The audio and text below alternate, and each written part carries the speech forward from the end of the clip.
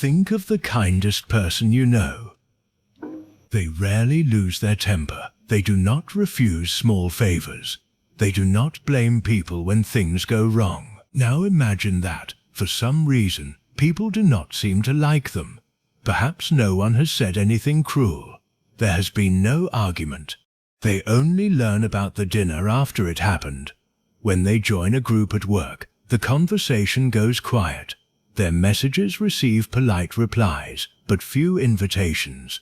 Perhaps that person is you. When we cannot see a reason, we usually search ourselves. Maybe I tried too hard.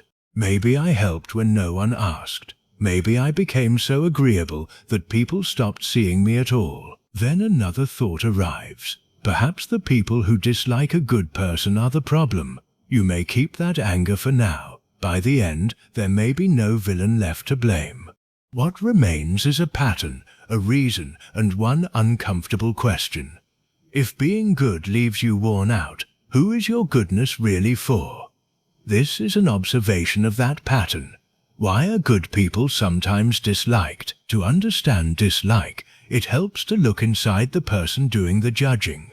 In 1977, psychologists Richard Nisbett and Timothy Wilson made 2 films of the same university lecturer. The man was the same, the questions were the same, his appearance and European accent were the same, only his manner changed. In one film he was warm and friendly. In the other he was cold and distant. 118 students watched one version, then rated him. Students who saw the warm version liked his appearance, his mannerisms, and even his accent. Students who saw the cold version found the same features irritating. That result is known as a halo effect. One broad feeling changed how every smaller detail appeared. The strangest part came when the students explained themselves. Some who saw the cold lecturer said they disliked his face or his accent. They believed those features had caused their dislike. But the face and accent had not changed. The lecturer's attitude had shaped the feeling first.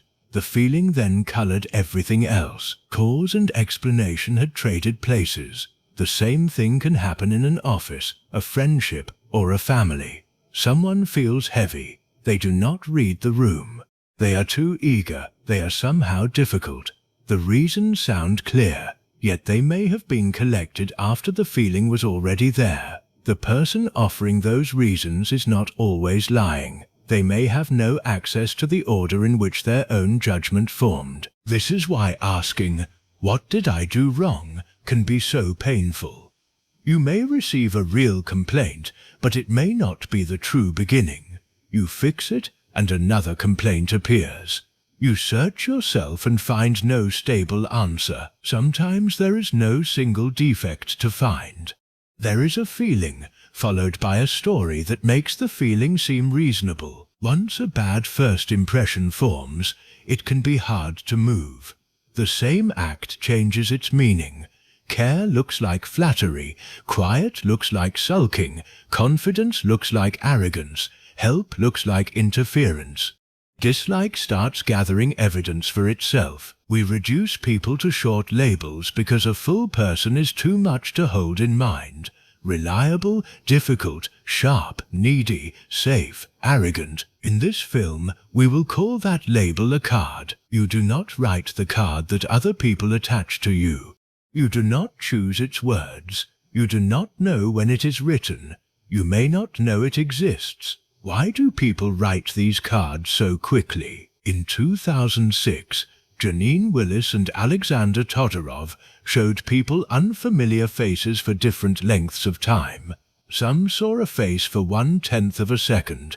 Others saw it for half a second, a full second, or as long as they wished. They judged traits such as trustworthiness and competence. The judgments made after 1/10 of a second were strongly aligned with judgments made without a time limit. More time did not create a wholly new answer. It often made people more confident in the answer they had already formed. We begin writing the card almost at once. That speed is not proof that the judgment is right. It shows that the mind is built to decide before it has much evidence. For most of human history, a stranger raised an urgent question, friend or threat. Waiting for perfect information could be dangerous. The mind learned to make a rough guess and revise later. The trouble is that revision is not guaranteed. More time can become more time spent defending the first guess. In 2002, Susan Fiske, Amy Cuddy, Peter Glick, and Jun Shu described two broad dimensions that often organize social judgment. The first is warmth. Does this person mean well? Are they friend or foe? The second is competence. Can this person carry out what they intend? Are they capable, effective, and able to affect us? Warmth tells us the direction of someone's intentions. Competence tells us their power. Together, the two dimensions make four rough boxes: warm and competent, friendly and able, warm but less competent, friendly but not taken seriously, cold and competent, respected, perhaps feared, cold and less competent, neither trusted nor admired. The original research examined how people judge groups. Later work has found the same two dimensions across many forms of person perception. They are not a perfect map of a human being. They are a useful map of how judgment tends to work.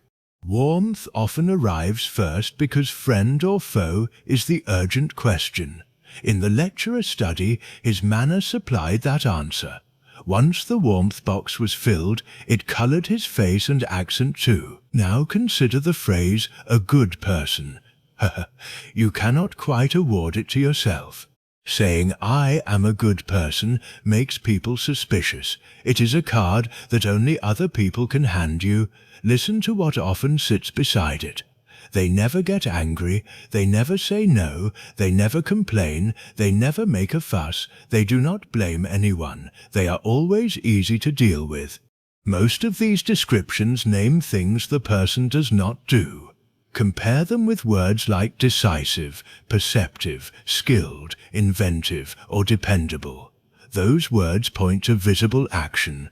Good person often fills the warmth box while leaving competence unclear. This is why a familiar sentence begins, they are a lovely person but, the pause after but matters. People know the person is kind.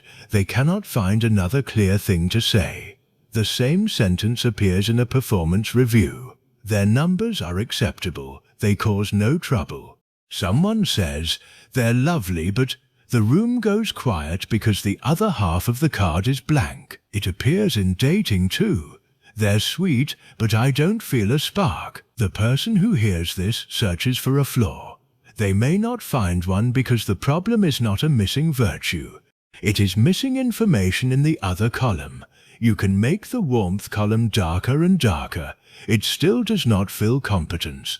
The effort to be kind was real. It was simply being recorded in one place. Good people often move first. They see someone carrying a load and reach for it. They notice a colleague falling behind and quietly finish part of the work. They offer advice before it is requested. They spare someone the discomfort of asking. This can be generous. It can also create an effect the helper never intended. In 2003, Jana Dielstra and her colleagues studied what happened when people received help with a work task. The help was imposed rather than requested. People who did not need the help reacted most negatively. The support could threaten self-esteem. It could suggest, you are not able to do this alone. The helper means, I care about you. The receiver may hear, I do not trust your ability. Neither person needs to be cruel for the moment to feel bad. In another 2003 study, Larissa Tidens and Alison Frege looked at posture. Participants met someone who sat in an expansive dominant way or in a contracted submissive way. On average, people did not mirror the posture. They complemented it. When one person expanded, the other tended to contract. When one person contracted, the other tended to expand. Pairs whose postures complemented each other reported more liking and comfort than pairs whose postures matched. The researchers were not proving that every relationship needs a boss and a follower. They showed that bodies negotiate space and status before words catch up. Now return to the helpful person. They step back. They let the other person choose. They soften every disagreement. They give help before it is requested. Each act can be humble and kind. Each act also changes the space between two people. When you lower yourself, the other person is placed above you. They may enjoy that position. They may also feel pushed into it. The difference is whether their own body and mind had room to choose. If another person becomes smaller and you naturally take more space, the arrangement may feel settled. If unsolicited help hands you the higher position before you have moved, it can feel awkward. You have been told in a gentle way that you needed rescuing. You cannot easily object. The other person has done something kind, so the objection stays vague. You do not think, this person threatened my sense of competence by helping without asking. You think, I don't know. I just don't feel relaxed around them. Meanwhile, the helper believes they did the right thing. Often they did, but repeated acts of self-lowering keep filling warmth on their card while competence remains out of view. One person stores a reasonless discomfort. The other stores a warm but incomplete reputation. Neither sees the exchange clearly. Comfort shapes a social circle over time. We call the people we felt good around. We invite them again. We send them the first message. We do not announce that we are leaving everyone else behind. Contact simply becomes less frequent. Different people find different arrangements comfortable. Some enjoy being handed the higher position. Others want to meet at the same height. Those who want equality may be the first to drift away from someone who always steps down. No one holds a vote. Yet the group changes. Over time, a very accommodating person may find themselves surrounded by people who prefer to be accommodated. They ask, why do I attract people who always take? Perhaps they did not attract all of them. Perhaps those were the people who stayed. The people who wanted a more equal exchange may have left quietly, without an argument and without a final explanation. Years later, the only visible result is exhaustion. At this point, it is tempting to blame narrow-minded or selfish people. Find them, avoid them, and the problem is solved. The difficulty is that the biased person is hard to find. In 2002, Emily Pronin, Daniel Lin, and Lee Ross asked people how biased they were and how biased other people were. They asked students. They asked travelers waiting at an airport. Across the studies, people tended to see more bias in others than in themselves. Some participants were told that their own self-assessment might itself be biased. They still insisted that their view was accurate. In another part of the work, people saw a peer explain a good test result by saying, "I did well because I am capable." They recognized the self-serving bias in the peer, yet they offered the same explanation for their own success and saw it as fair. Other people's bias appears in their behaviour, where we can see it. Our own bias runs behind our eyes. When we look inward, we find reasons, feelings, and sincere intentions. We do not see the hidden process that sorted the evidence, so we assume it is not there. The person who has judged you may not feel like a prejudiced or unfair person. They feel like someone who noticed obvious facts. This is not an excuse for cruelty. It is a reason that hunting for a villain often fails. We are all capable of writing a card, then mistaking the card for the person.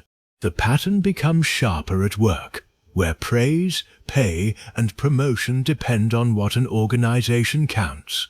In a study published in 2013, Diane Bergeron and her colleagues analyzed records from 3,680 employees in a professional services firm.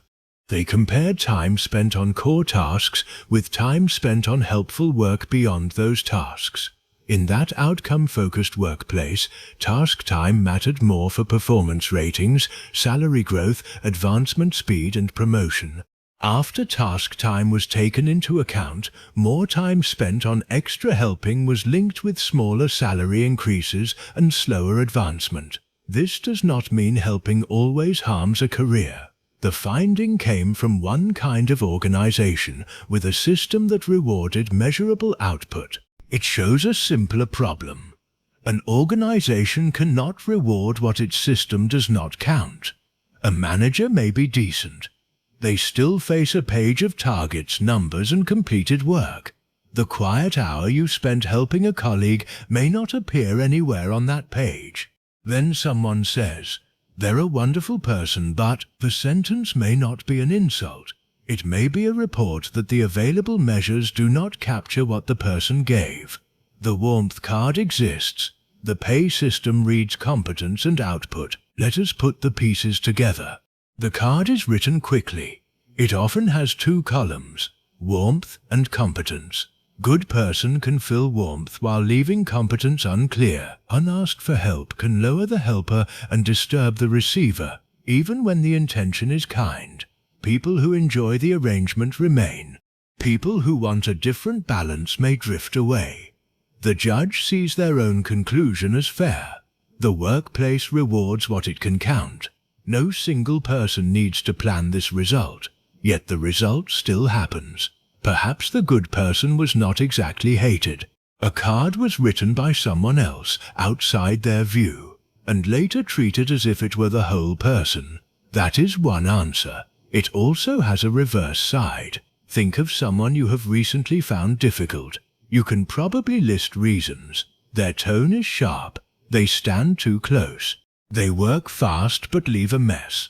They make every conversation about themselves. When did those reasons arrive? Did you notice each fact and then reach a careful conclusion? Or did the feeling arrive first, followed by facts that made it look sensible? Can you be certain? The airport travelers in the bias study thought other people were biased too. You also write cards. You do it without malice. You may do it without knowing. The reasons can feel fully honest because they are honest. The mind has hidden the order in which it assembled them.